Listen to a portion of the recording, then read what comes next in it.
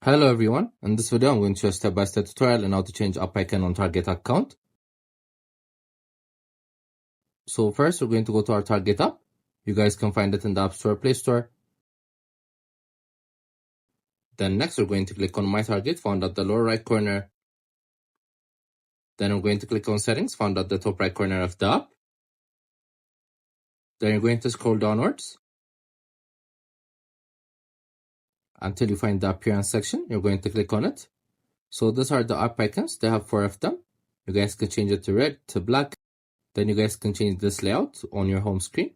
As you can see, our Target app is now in a darker version. So depending on your preference, you guys can change it up. And this is how you do it. We also have different videos in our how tutorial playlist. Make sure to check them out as well. I hope you guys like this video. Subscribe for more, like for more, share for more. I hope to see you again. Goodbye.